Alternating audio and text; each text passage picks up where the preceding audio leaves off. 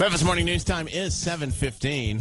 You know, back in the day, you had to get psyched to take the ACT or SAT. Some people just get totally psyched out in a bad way about it.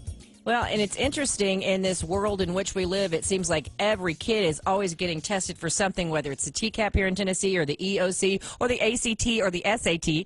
There's always something that's an acronym for something or an initial type of test that people are taking. But Jean Burk is here. She's an education expert, and you're telling us in this wonderful world of student testing in which we live, some U.S. colleges are dropping standardized tests? Yes, that is true. But hang on, don't pack your bags just yet for college. I think what people need to know is there's actually more than meets the eye. When you're talking about a test optional school, we're still talking 4,500 schools out there, colleges in general, but there's still 95% of your main four-year universities are not going to fall under the test optional category. Most of the ones that are on the list are more of a specialized school. And when you read the bottom line or you read the policies of these test flexible schools, you actually find that most of them expect some sort of entrance exam. If it's not the SAT or ACT, it's something else that's very similar. So kids are not getting away from that. And if you're going to apply for some kind of scholarship or merit aid, you still have to turn in your SAT score. Well, as a parent of two boys, I must tell you, I go back and forth on this whole testing thing. I mean, I get it. I know it's important, whether it's in elementary school when they're trying to assess who knows how to do what. But I think so much emphasis is placed on these tests. And then you got this whole Common Core thing intertwining where it's not just, fill in the bubble anymore. Now it's a whole lot of writing assessment going on with it. Tests today are not the tests that we took yesterday. So it's interesting to see how people want to continue to use these tests. Well, and I agree with you. And I think especially at high schools and elementary schools, there's too much testing going on. They need to go back to just teaching. But I think the main reason why colleges are still going to use SATs and ACTs, they're not going to go away anytime soon, is because a 4.0 at one high school is not the same 4.0 at another high school. Right. Every school, as you know, calculates their scores differently. So the only fair way, the only numerical indicator that is common to all students is a test like an SAT because it levels the playing field. Jane Burk joining us this morning here on Memphis Morning News on 600 WREC. For those universities that are going to more of the standardized optional, it's not really like the kids are getting to skate in, right? I mean, some of these tests are maybe more open-ended questions to define who you are or give us an explanation of what you know to a particular question or a particular point, right? It's not as if all of a sudden things just get simpler.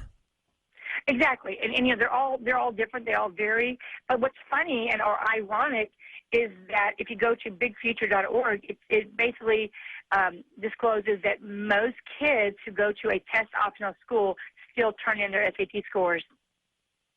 Yeah, the whole thing is fascinating to me. Here in Tennessee, I have recently learned that they require juniors now to take the ACT. Because we're in the South, more people take the ACT in the colleges that the majority of these kids around here will go to. But, still some are going to go to SAT schools. But when they have to take the ACT as a junior as well, and I guess that's good practice, but I remember the pressure of taking those standardized tests. But now there's all kinds of classes and tutoring and all things you're supposed to do to prep for these tests. Well, it's true, but the good thing is, I've been teaching kids on how to ace the SAT, ACT for 11 years. These tests can be figured out.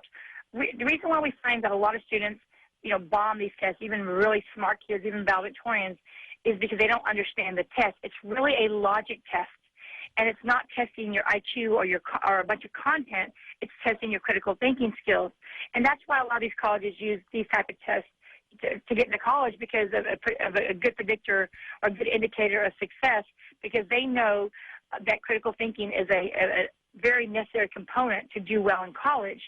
So that's why they can, collect all the data, record, let's say, a student who gets a 1,300 this year, they can compare that student who got a 1,300 4 years ago and be able to see how successful they were in school.